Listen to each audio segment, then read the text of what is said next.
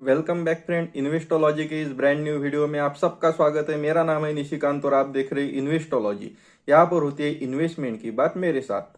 तो फ्रेंड्स, आज की वीडियो बहुत ही इंफॉर्मेटिव होने वाली है, क्योंकि आज की वीडियो में सेबी ने जो म्यूचुअल फंड से रिगार्डिंग इंडेक्स इंडेक्स फंड जो है उस पर एक नया रूल अप्लीकेबल किया है। उसकी इंफॉर्मेशन अब हम इस वीडियो में लेने वाले हैं। तो अंत तक हमारे साथ इस वीडियो में बने रहिए।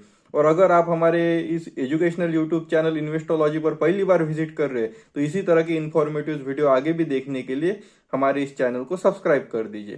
तो चलिए फ्रेंड्स, वीडियो को शुरुआत करते हैं। सेबी ने एक नया रूल म्यूचुअल फंड एएमसी पे अभी अप्लीकेबल किया है कि जो पर्टिकुलर म्यूचुअल फंड एएमसी है वो अगर कोई पर्टिकुलर इंडेक्स फंड लॉन्च करती है या सेक्टोरल इंडेक्स फंड लॉन्च करती है तो वो जो पर्टिकुलर म्यूचुअल फंड एएमसी अपनी स्पॉन्सर्ड कंपनी है या ग्रुप कंपनी है उसमें वो 35% से ज्यादा जो एक्सपोजर है वो अपने मार्केट कैप का 35% से ज्यादा एक्सपोजर उस पर्टिकुलर स्पॉन्सर्ड कंपनी में नहीं रख सकती है। तो अभी हम जानते हैं कि स्पॉन्सर्ड कंपनी क्या कौन सी है। सपोज जो एचडीएफसी म्यूचुअल फंड एएमसी है उसकी जो स्पॉन्सर्ड कंपनी हो गई तो वो एचडीएफसी ग्रुप में जितने भी कंपनीज आएंगी वो एचडीएफसी एएमसी की स्पॉन्सर्ड कंपनी हो गई। Suppose Tata mutual fund AMC है तो अभी आप जानते हैं कि टाटा ग्रुप ऑफ कंपनी जो है उनका उनका मार्केट कैप कितना बड़ा है। तो जो टाटा म्यूचुअल फंड एएमसी है उनकी जो स्पॉन्सर्ड कंपनी हो गई तो टाटा की जितनी भी सारी small cap mid cap large cap company हो गई वो सब वो टाटा म्यूचुअल फंड एएमसी की स्पॉन्सर्ड कंपनी वहां पे कहलाएगी। तो स्पॉन्सर्ड कंपनी को हम दूसरी भाषा में उनकी ग्रुप ऑफ कंपनीज बोल सकते हैं।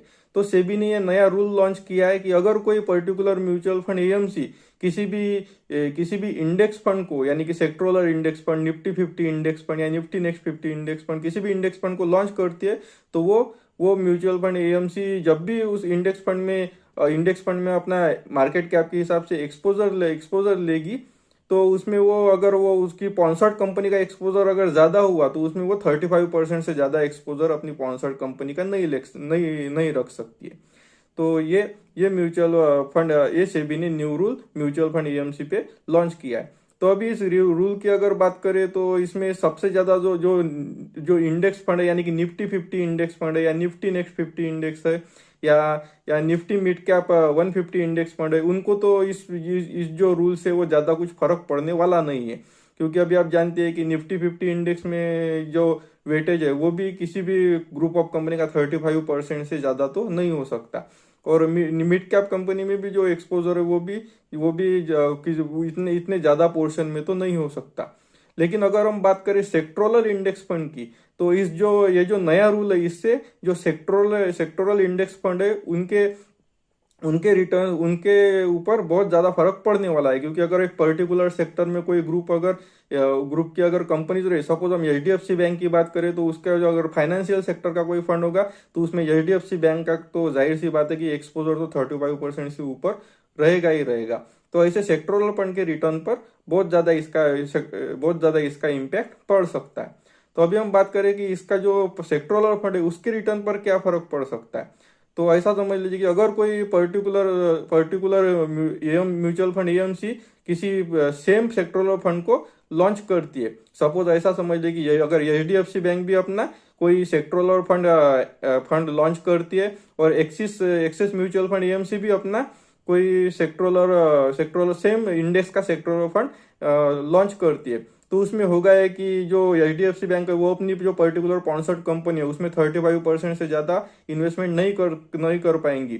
और जो एक्सिस बैंक है वो तो उसके रिगार्डिंग 35% से ऊपर भी अपना एक्सपोजर एचडीएफसी बैंक में ले पाएगी। तो इससे होगा ये कि ये जो दोनों सेम कैटेगरी के इंडेक्स फंड है इनके रिटर्न्स और ट्रैकिंग एरर में बहुत सारा डिफरेंस इससे क्रिएट हो सकता है। एज ए इन्वेस्टर हमें ये एक बात याद रखनी चाहिए कि जो सेबी है यानी कि security exchange board of India वो म्यूचुअल फंड इंडस्ट्री में किसी तरह का फ्रॉड ना हो, इसी के रिगार्डिंग न्यू न्यू रूल्स जो है वो म्यूचुअल फंड एएमसी पर अप्लीकेबल करती है।